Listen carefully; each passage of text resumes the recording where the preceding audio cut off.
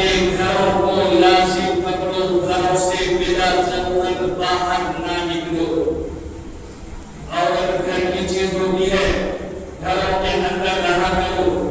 وَلَا تَبَرَّجْنَ تَبَرُّجَ الْجَاهِلِيَّةِ الْأُولَىٰ، اور جس طرح نبی کے آنے سے پہلے تمہارے اندر جاہلیتوں والی حرکت تھی، نادانیوں والی حرکت تھی، عورتیں پورے سر پورے چہرہ چھوٹے کپڑے پہن کر گھوما کرتی تھی، یہ حرکت اب نہیں چلے گی۔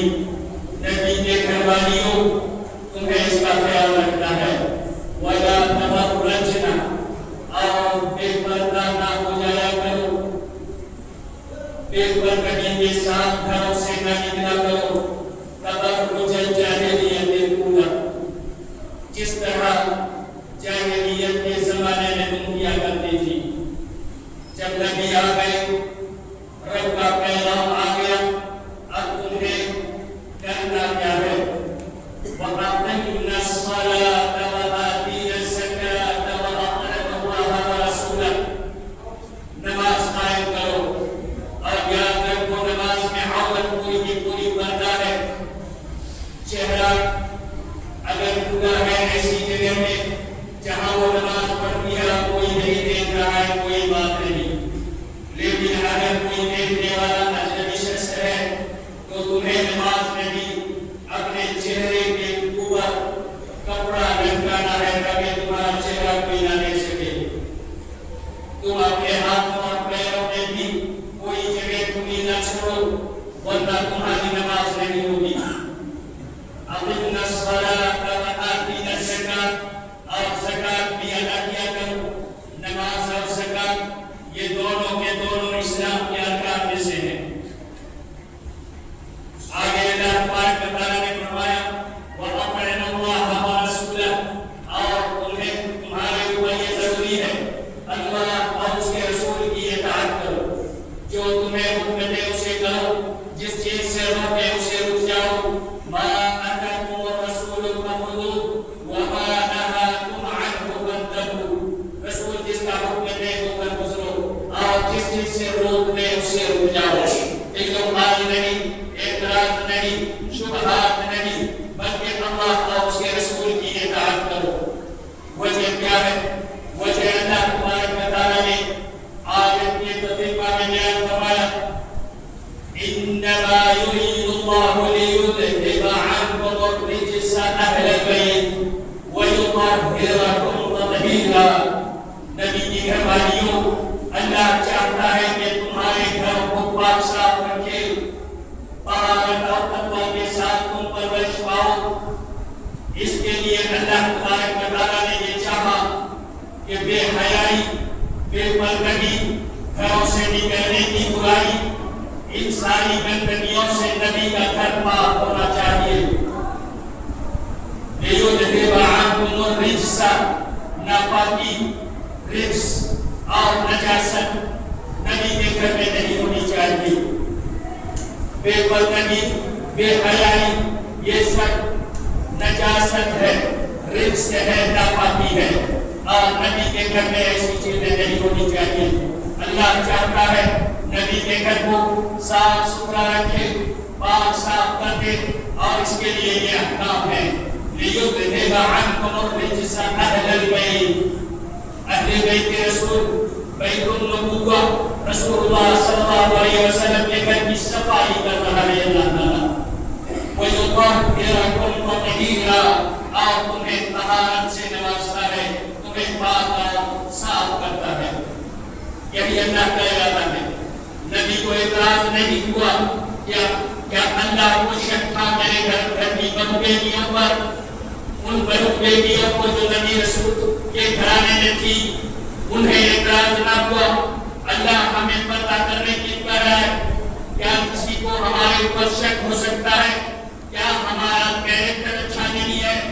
لیکن ایسا نہیں کہا، کیونکہ اللہ کو صفائی چاہیے۔ کیریکٹر ٹھیک ہے کوئی بات نہیں، لیکن جو دیکھنے والا ہے ضروری نہیں ہے کہ تمہارے چہروں کو جو دیکھے اس کا کیریکٹر صحیح ہے، اور اسی لیے اللہ تعالیٰ نے چہروں کو ڈھانکنے کا حکم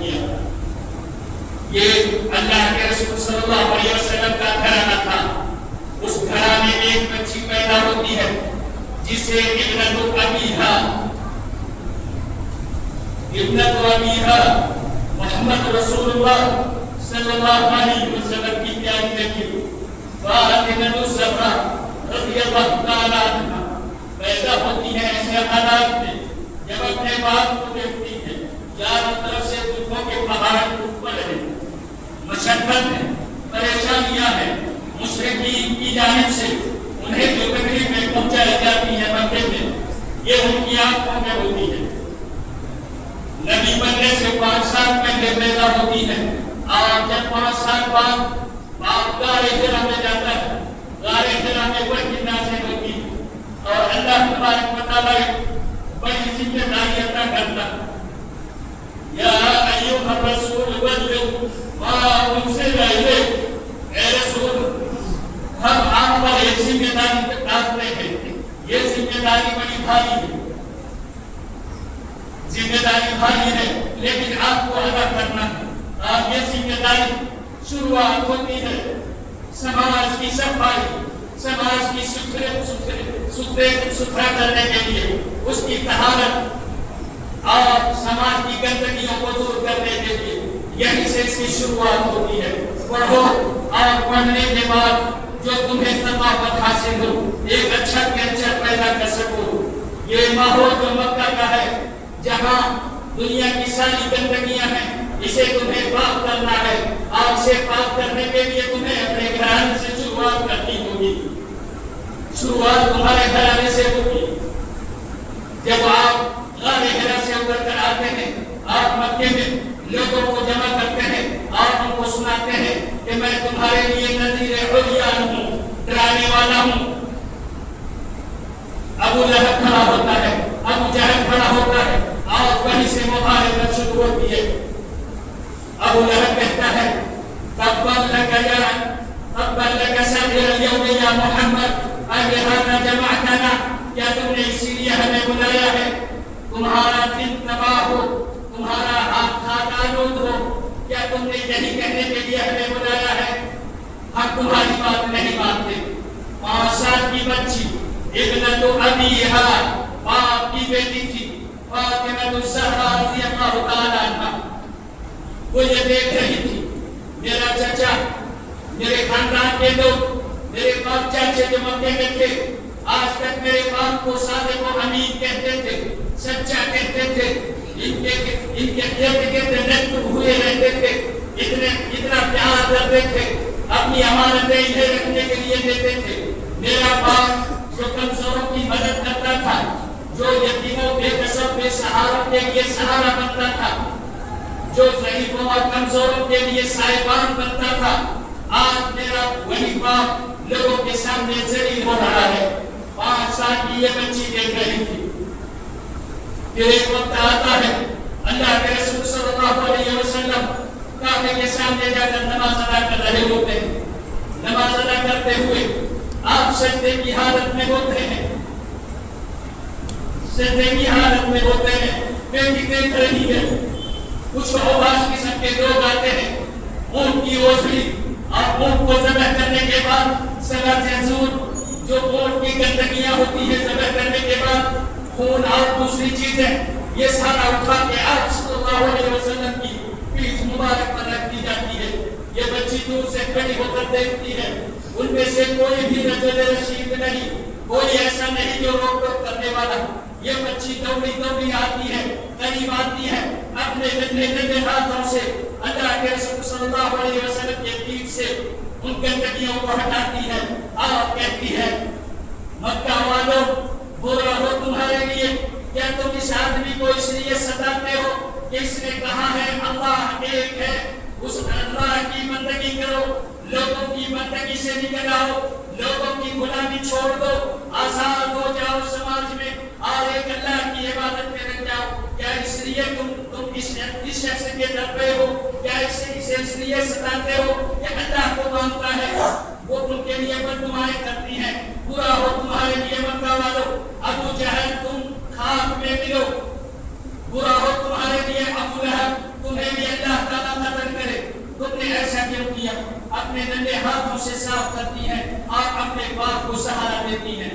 یہ فاطمہ الزہرا ابنت ابیہا، باپ کی بیٹی، باپ کی بیٹی جو ایسے پریشانیوں کو جھیلتی ہے لیکن باپ کو یہ نہیں کہتی باپ ایسا نہ کرو، باپ یہ کام نہ کرو، لوگ تمہیں پریشان کریں گے، بلکہ باپ کے ساتھ صبر میں، استقامت میں، ثبات میں، حلم میں باپ کے ساتھ کھڑی رہتی ہے، اور ایسا کھڑی رہتی ہے کہ بابا جان آپ کو جو اللہ نے ذمہ داری کی ہے، غار حرا سے جو پیغام آپ لے کر آئے ہیں اسے آپ کرتے رہیں، ہم آپ کے ساتھ ہیں۔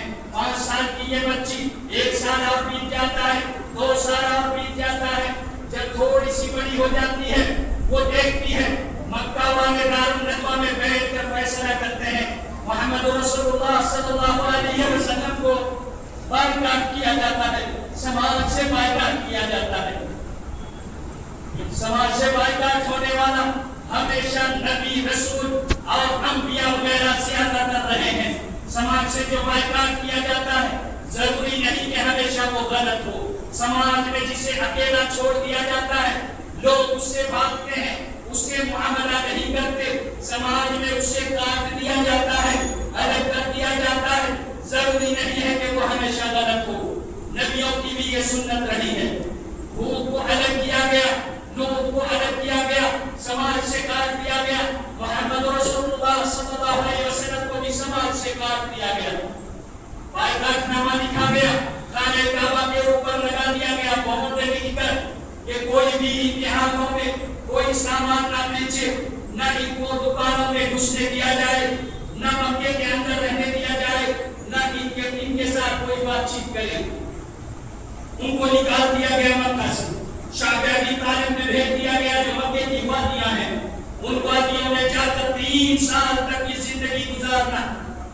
آدھا گھنٹہ اگر کوئی دھوپ میں رہ جائے، ابھی ہم مسجد آتے ہوئے راستے میں چند منٹ کیا چلے ہماری حالت خراب ہو گئی، لیکن یاد کرو ان سب راہ وادیوں کو جہاں پتھر ہی پتھر ہے، زمین پتھریلی ہے، اور آسمان سے ابلتا ہوا یہ سورج جو صرف دھوپ اور گرمی برساتا ہے، چرچرا کی دھوپ میں 3 سالوں تک، اور پھر ان پتھروں میں جہاں سردیوں کے موسم میں برف جم جاتے ہیں، اس برفیلی سردیوں میں ٹھنڈی اور دھوپ اور گرمی سے 2-4 ہوئے 3 سالوں تک جو اللہ کے رسول صلی اللہ علیہ وسلم شعب ابی طالب کی گھاٹیوں میں پناہ دے رہے تھے۔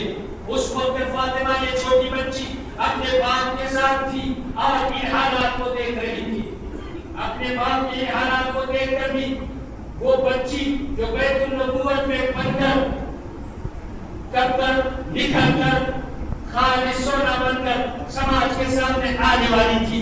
اللہ تبارک و تعالیٰ نے یہی کہا لِيُذْهِبَ عَنْكُمُ الرِّجْسَ أَهْلَ الْبَيْتِ وَيُطَهِّرَكُمْ تَطْهِيرًا۔ اے بیت النبوت، اے رسول کی بیٹیاں، اے رسول کی بیویاں، یا نساء النبی لستن كأحد من نساء، تم عام عورتوں کی طرح سے نہیں ہو، تمہارے لیے نمونہ بننا ہے، آئیڈیل اور سمپل بننا ہے۔ یہی تب کے ایک بچی تیار ہو رہی تھی۔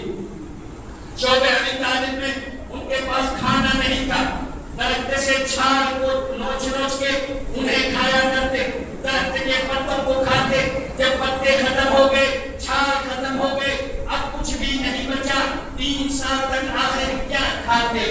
ان کے پاس پینے کے لیے پانی نہیں، کھانے کے لیے کچھ نہیں، بچے بلک بلک کر مرنے لگے، تڑپ تڑپ کر مرنے لگے، بوڑھے کمزور، انہیں کھانا نہ ملے تو وہ مرتے تھے۔ عورتیں ان حالات کو روبرو نہ ہو سکی، اور کئی عورتوں نے بھی اپنا دم توڑ دیا، کئی لوگ بھی بیمار ہو کر مر گئے، اپنی جان اللہ تبارک و تعالیٰ کے حوالے کر دیا، مگر اللہ کے رسول صلی اللہ علیہ وسلم کے ساتھ کھڑے رہے۔ یہ بیٹی جب کچھ اور بڑی ہوئی، لوگوں کو دیکھا مکہ والوں نے ان کے باپ کے خلاف، مکہ والے یہ اعلان کر رہے، سازش کر رہے، ان کو قتل کرنا ہے، انہیں شہید کرنا ہے۔ محمد اگر دنیا میں رہے گا، ہمارے وعدوں کی مخالفت کرتا رہے گا، وہ اپنے ایک رب کو دنیا میں پیدا کر رہے گا، لہذا ہمیں اسے قتل کرنا ہے۔ پھر ایک رات آتی ہے جب اس واقعہ کو انجام دینا ہے، وہ اپنے اس ناپاک منصوبے کو ادا کرنے کے لیے ایک رات اکٹھے ہوتے ہیں۔ اللہ کے رسول صلی اللہ علیہ وسلم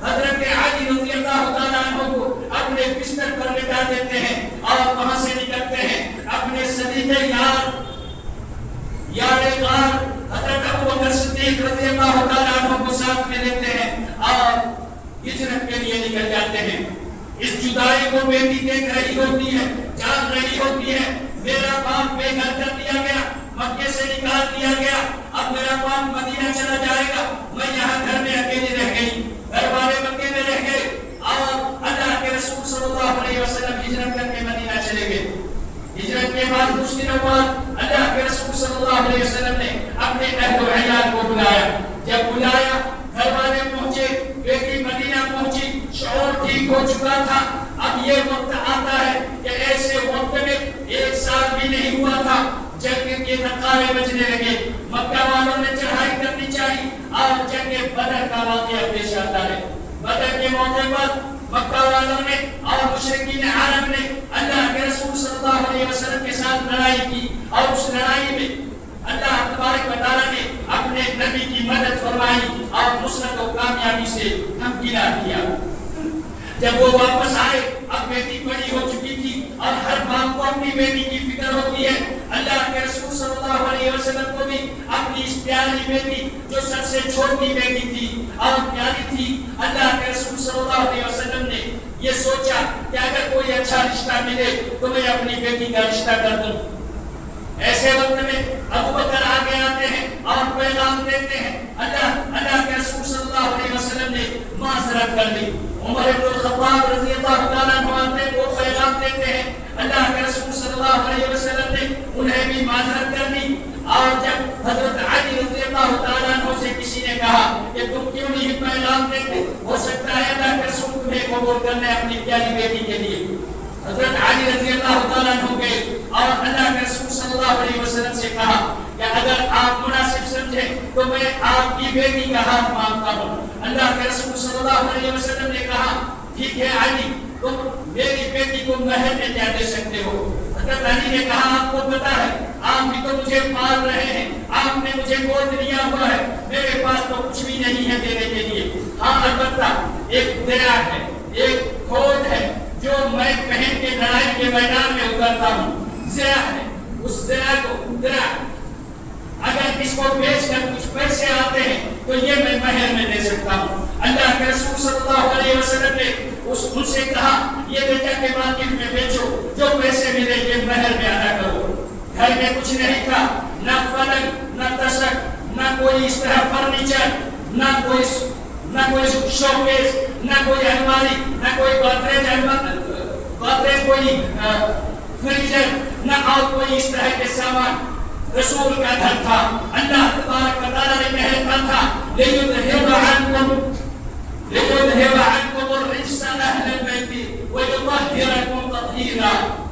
بیت النبوہ میں سونے کے لیے کھجور کے پتوں سے پوچھی ہوئی چٹائیاں ہوا کرتی تھی، کبھی وہ بھی میسر نہیں ہوتی۔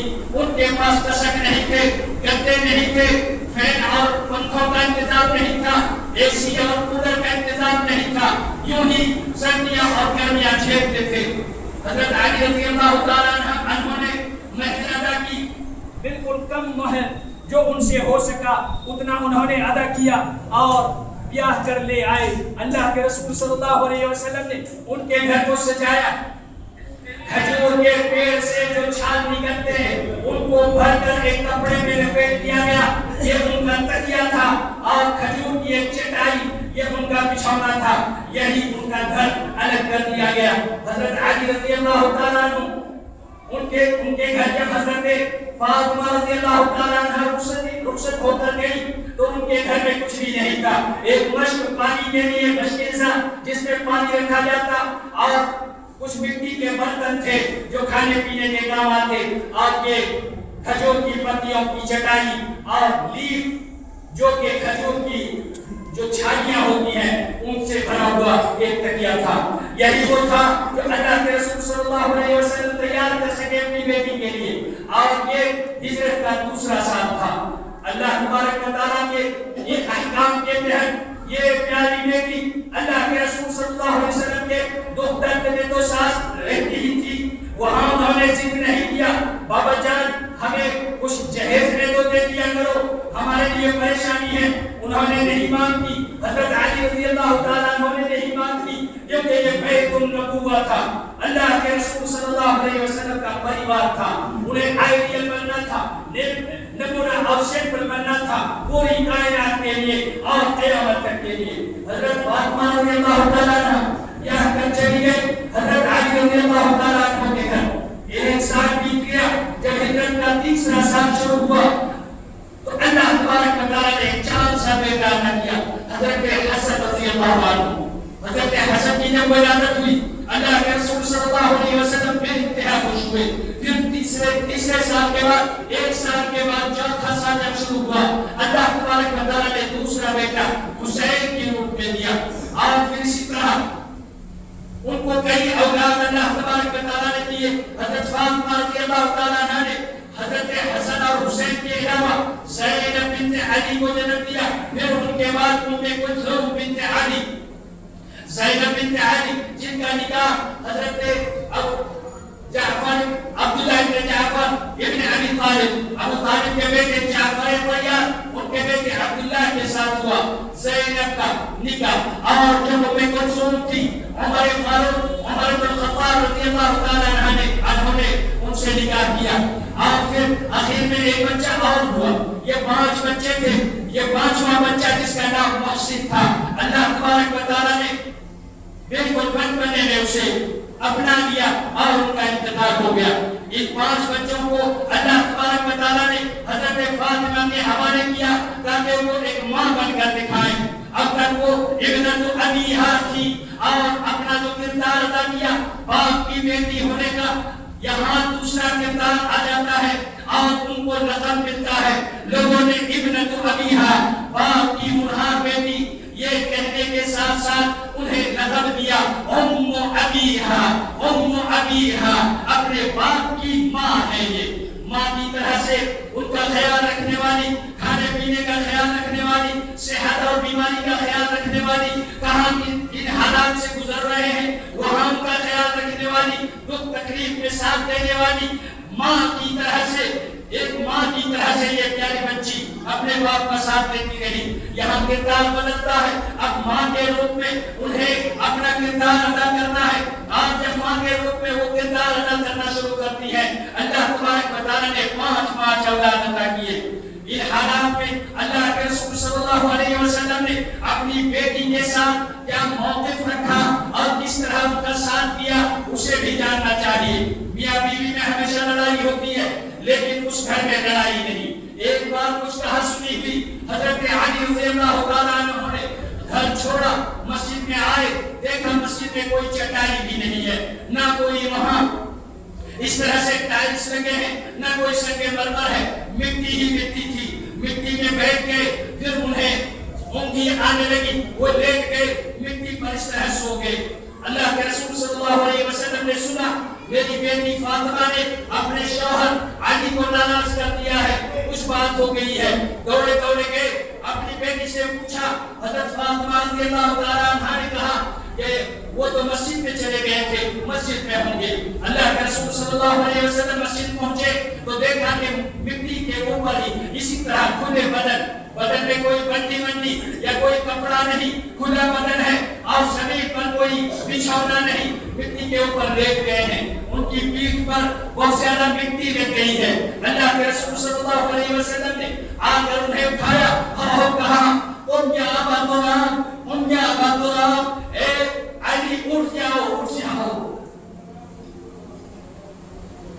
ہمارا کردار میرے بھائیوں، ہمارا کردار، بیٹی جب ہمارے گھر شکایت لے کے آتی ہے، چاہے وہ غلطی پر ہو، گھر والے بیٹی کے پکش میں کھڑے ہو جاتے ہیں سپورٹ کرنے کے لیے اور اس کا گھر تباہ کر دیتے ہیں۔ یہ تربیت نہیں ہے۔ اللہ کے رسول صلی اللہ علیہ وسلم انہوں نے اپنی بیٹی کی نہیں سنی، آئے اور حضرت علی کی مواسات کرنے لگے۔ ان کی وزرداری کے لیے حضرت علی رضی اللہ تعالیٰ عنہ کو اٹھایا اور ان کے پیٹ سے مٹی جھاڑنے لگے اور کہا قم یا ابا غلام، ابو غلام اٹھ جاؤ، اور اس طرح تبسم فرمانے لگے۔ اللہ کے رسول صلی اللہ علیہ وسلم نے اپنی بیٹی کو سمجھایا کہ شوہر کا کیا مقام ہوتا ہے۔ اب تم بیوی بن چکی ہو، تمہیں 2 کردار ادا کرنا ہے۔ آج تک تم نے بیٹی کا کردار ادا کیا، اب تمہیں بیوی کا کردار ادا کرنا ہے اور پھر ماں کا کردار ادا کرنا ہے۔ یہ 2 درجے اگر تم نے حاصل کر لیے یہ بشارت سناتے ہیں کہ تم صرف جنت کو ہی اپنے نام نہیں کر سکتی ہو بلکہ جنت کے کمانڈر بننے کی صلاحیت رکھتی ہو. تم جنت کو صرف اپنے نام نہیں کرو گی بلکہ جنت میں جو سردار ہوں گے ان کو بھی وہاں کی عورتوں کی سردار بن سکتی ہو. اللہ کے رسول صلی اللہ علیہ وسلم نے جب یہ پیغام سنایا تو یہاں سے اس بیوی اور اس ماں کا کردار بدلتا ہے اور انہوں نے اپنا کردار ادا کرنا شروع کیا. جب آپ اس مرحلے تک پہنچتی ہیں تو اللہ کے رسول صلی اللہ علیہ وسلم نے فرمایا فاطمہ منی بضعۃ منی فمن ابغضها فقد ابغضنی. فاطمہ میرے دل کا ٹکڑا ہے, فاطمہ میرے جگر کا ٹکڑا ہے. جس نے اسے ناراض کیا اس نے مجھے ناراض کیا, لہذا فاطمہ کا خیال رکھا کرو. فاطمہ الزہرا رضی اللہ عنہا سلام اللہ علیکی یا فاطمہ الزہرا. اے زہرا, اللہ تبارک و تعالیٰ کی سلامتی ہو آپ پر. آپ نے اپنے باپ کے لیے, اپنے اس ماحول کے لیے, اپنے اس سماج اور مجتمع کے لیے جو کچھ جھیلا ہے ہم اس کا تصور بھی نہیں کر سکتے. ہمارے لیے آپ آئیڈیل ہو, آپ نمونہ ہو, آپ ہمارے لیے وہ مشعل راہ ہو کہ آپ کے ہر اشارے سے ہم کچھ حاصل کر سکتے ہیں. اللہ کے رسول صلی اللہ علیہ وسلم نے ایک موقع سے اور فرمایا کہ فاطمہ مجھے وہ شخص اذیت پہنچاتا ہے یوزینی من آذاہا, جس نے فاطمہ کو تکلیف پہنچائی اس نے مجھے تکلیف پہنچائی, اس لیے خبردار فاطمہ کو کوئی تکلیف نہ پہنچائی. اللہ کے رسول صلی اللہ علیہ وسلم نے جب دیکھا ان کی وہ پیاری بیٹی اب بیوی بن گئی ہے, ماں بن گئی ہے اور ان کا کردار بھی انہوں نے بہترین انداز میں ادا کیا, اس وقت اللہ کے رسول صلی اللہ علیہ وسلم نے یہ فرمایا کہ میری بیٹی جنت میں جو عورتیں ہوں گی ان عورتوں کی سردار ہوں گی. نہ صرف یہ کہ یہ جنت میں جائیں گی, نہ صرف یہ کہ جنت کی بشارت اور گڈ نیوز ہے, بلکہ میری بیٹی جنت کو جائے گی ہی جائے گی, لیکن یہ جنت میں عورتوں کی سردار ہوگی. اور انہوں نے جب کردار ادا کیا اپنے بیٹوں پر, حسن و حسین کی ایسی تربیت کی, اس طرح سے اچھے انسان بنایا, اچھا انسان بنایا اور اس درجے تک پہنچایا کہ اللہ کے رسول صلی اللہ علیہ وسلم نے ان دونوں بچوں کے بارے میں فرمایا کہ یہ دونوں حسن اور حسین یہ سید و شباب اہل الجنہ, نوجوان جو ہوں گے جنت میں جو ینگسٹر ہوں گے, نوجوان یووا پارٹی ہوگی جنت میں, اس یووا پارٹی کے لیڈر ہوں گے یہی حسن اور حسین. حسن و حسین کو ماں نے کیسی تربیت کی, کیسا کردار نبھایا. یہ فاطمہ الزہرا تو نے وہ کون سا کردار ادا کیا کہ تو نے اپنے بیٹوں کو جو نوجوان ہوں گے جنت میں ان کا سردار بنا دیا. اللہ کے رسول صلی اللہ علیہ وسلم نے ان کے ساتھ آپ کے کئی سارے اور مواقف ہیں, لیکن یہاں ہم اکتفا کرتے ہیں ایک واقعہ پر. جب آپ صلی اللہ علیہ وسلم, چونکہ یہ کب عمری تھی, نبی بننے سے 5 سال پہلے پیدا ہوتی ہے, ہجرت کے دوسرے سال شادی ہوتی ہے اور کئی سالوں تک ان کو اللہ تعالیٰ 5 اولاد دیتا ہے. اور پھر جب سن 10 ہجری آتی ہے, اللہ کے رسول صلی اللہ علیہ وسلم دنیا سے رخصت ہو رہے ہیں, وہ بیمار ہو گئے ہیں, سر درد سے پھٹا جا رہا ہے اور اللہ کو یاد کر رہے ہیں. ایسے وقت میں حضرت فاطمہ رضی اللہ تعالیٰ عنہا آتی ہے اپنے باپ کی عیادت کے لیے. جب آتی ہیں اللہ کے رسول صلی اللہ علیہ وسلم اٹھنا چاہتے ہیں بیٹی کے لیے, کیونکہ یہ عادت تھی اللہ کے رسول صلی اللہ علیہ وسلم کی. جب بھی بیٹی آتی گھر میں اپنی جگہ سے اٹھ جاتے, ان کا استقبال کرتے, اپنی جگہ پر ان کو بیٹھاتے اور احترام کرتے, ان کے سر کو چوم لیتے, انہیں بوسہ دیتے. یہ بیٹی کا پیار تھا, یہی کرنا چاہتے تھے. اس دن بھی جب وہ بیمار تھے لیکن وہ اٹھ نہیں سکے, کمزور ہو گئے تھے. اللہ کے رسول صلی اللہ علیہ وسلم نے اشارہ کیا, بیٹی جب قریب آئی تو آپ صلی اللہ علیہ وسلم نے کہا اپنا کان قریب لاؤ. جب کان نزدیک کیا اللہ کے رسول صلی اللہ علیہ وسلم کے پاس, تو اللہ کے رسول صلی اللہ علیہ وسلم نے کچھ کہا, تو جیسے ہی انہوں نے سنا وہ رونے لگی. جب کچھ دیر روتی رہی, بلکتی رہی, تو اللہ کے رسول صلی اللہ علیہ وسلم نے دوبارہ اشارہ کیا فاطمہ ادھر آؤ. جب دوبارہ انہوں نے جھک کر اب سننا چاہا, آپ صلی اللہ علیہ وسلم نے اپنی بیٹی کے کان میں کچھ کہا. جب یہ سنا تو حضرت فاطمہ رضی اللہ تعالیٰ عنہا ہنسنے لگی. جب وہ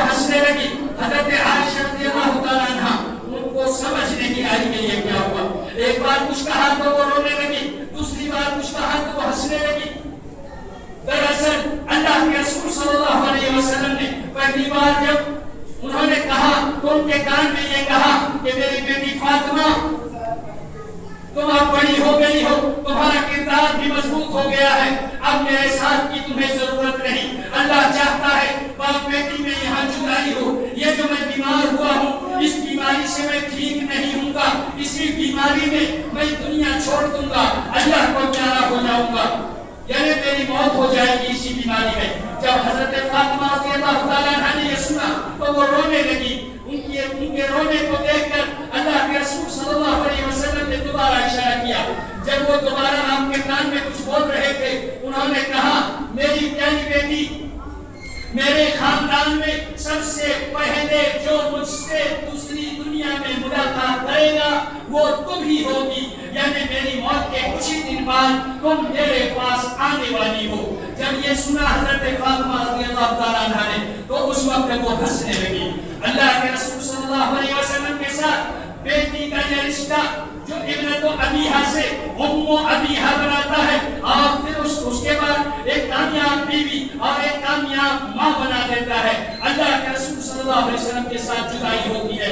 اللہ کے رسول صلی اللہ علیہ وسلم کو جب دفن کیا گیا، رات کو قبر کھودی جا رہی تھی اور پھاوڑے اور کدال چلنے کی آواز آ رہی تھی۔ حضرت فاطمہ رضی اللہ تعالیٰ عنہ چلا رہی تھی، اے عبداللہ ابن زبیر، اے عبداللہ ابن عمر، اے عبداللہ ابن عباس، کیسے تمہیں گوارا ہو رہا ہے؟ میرے بابا جانی کو تم مٹی کے اندر گڑھا کھود کر اس میں دفن کرنا چاہتے ہو، کیسے تم کر سکتے ہو؟ یہ تو میرے دل سے پوچھو، میرا دل ٹوٹ کے چکنا چور ہو چکا ہے، میں تو ایسا نہیں کر سکتی۔ یا وطا الى جبریل ننعا، اے ابا جان، ہائے افسوس میرے ابا جان دنیا سے چلے گئے، ہم کسے سنائیں؟ جبریل جن کے پاس آتے تھے اللہ کا پیغام آتا تھا، اب میں کس کو اپنا درد سناؤں؟ میں ایک بار آگے میں نے اپنا درد سنایا تھا، میں کئی کام کرتی ہوں لیکن مجھے بڑی تھکان ہو جاتی ہے، پریشان ہو جاتی ہوں، ہاتھوں میں چھالے پڑ جاتے ہیں، لہذا مجھے ایک خاتمہ یا ایک غلام عطا کر دیجیے۔ اللہ کے رسول صلی اللہ علیہ وسلم نے کہا میری بیٹی، دنیا پریشانیوں کا نام ہے، خاتمہ یا غلام تمہیں نہیں چاہیے، بلکہ تم جب بچھونے پر آؤ سونے کے لیے عشاء کے بعد 33 بار سبحان اللہ، 33 بار الحمدللہ اور 34 بار اللہ اکبر کہہ دیا کرو۔ رات میں جب سو جاؤ گی تو ثواب کا ثواب بھی ہوگا اور اللہ تبارک و تعالیٰ تمہارے تھکان کو بھی مٹا دے گا، تمہاری پریشانیاں بھی دور ہو جائیں گی۔ لیکن آج تو وہ دنیا سے چلے گئے، اللہ کے رسول صلی اللہ علیہ وسلم کے لیے وہ رو رہی تھی اور جبریل کو سنا رہی تھی، اے جبریل ہم آپ کو بتاتے ہیں کہ اب ہمارے ابا جان نہیں رہے، دنیا سے چلے گئے، جبکہ اللہ کو زیادہ پتا تھا اللہ کے رسول صلی اللہ علیہ وسلم دنیا چھوڑ چکے تھے۔ یہ تھی حضرت فاطمہ رضی اللہ تعالیٰ عنہا ابنت ابیہا، ام ابیہا، اور ان کی زندگی میں ہمارے لیے بہت سارے سبق ہیں۔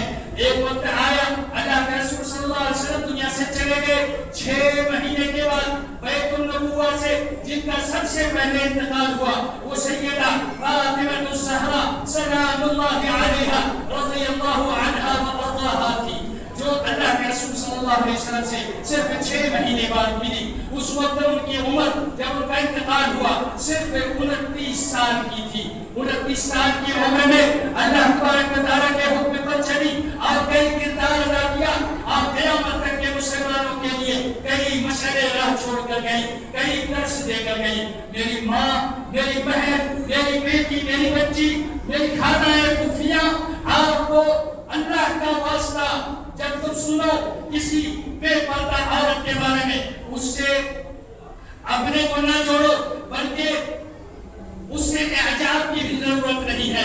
دنیا کی ان ننگی پنگی عورتوں سے امپریس ہونے کی بھی ضرورت نہیں ہے۔ اس کا کپڑا اتنا اچھا، اس کا سنگار اتنا اچھا، اس کی لپسٹک کہاں سے آئی ہے، اس کا نیکلیس کہاں سے آیا، یہ اس طرح کا ہار پہنتی ہے، اس سے امپریس مت ہو۔ اگر تمہیں امپریس ہونا ہے میری ماں، میری بہن، میری بچی، اگر تمہیں امپریس ہونا ہے اپنی اس حقیقی ماں سے امپریس ہو جاؤ۔ سیدہ فاطمہ الزہرا، سیدۃ اہل النساء، نساء اہل الجنہ، سیدۃ نساء اہل الجنہ، جنت کی تمام عورتوں کی سردار بن گئی۔ ان کے گلے میں کوئی نیکلیس نہیں تھا، انہوں نے سونے چاندی کے زیورات اس طرح نہیں پہن رکھے تھے، متواضع خاکسار گھرانہ تھا۔ لیکن تمہیں اگر اپنے لیے کوئی نمونہ، کوئی آئیڈیا ڈھونڈنا ہے تو تمہارے لیے ایک ہی آئیڈیا ہے اور وہ ہے سیدہ فاطمہ الزہرا رضی اللہ عنہا وارضاہا۔ عفت و عصمت تھی، ان کے اندر پاکیزگی تھی. مرنے سے پہلے انہوں نے یہ وصیت کر رکھی تھی کہ میرا جنازہ رات کو غسل دلانا، اور علی سے کہا تھا کہ آپ مجھے غسل دلانا. اور پھر جب رات ہی کو غسل دلانا، دن میں نہیں، اور رات کو غسل دلانے کے بعد رات ہی کو قبرستان لے کے جانا، کیونکہ اگر دن میں لے کے جاؤ گے تو لاش کو دور سے لوگ دیکھیں گے، کہیں گے یہ فاطمہ کی لاش ہے.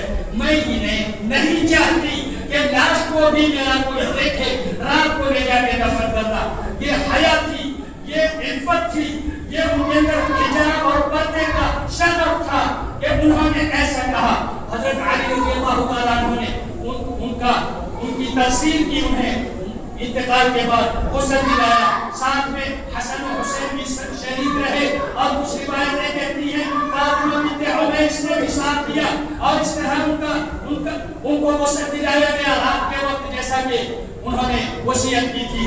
اور جس تابوت میں لے کر جایا جائے گا، عام طور پر تابوت کو کنارے سے اوپر اٹھانا تاکہ یہ نہ پتہ چلے کہ یہ عورت کی لاش ہے یا مرد کی. یہ پہلا کام حضرت فاطمہ ہی نے کروایا تھا.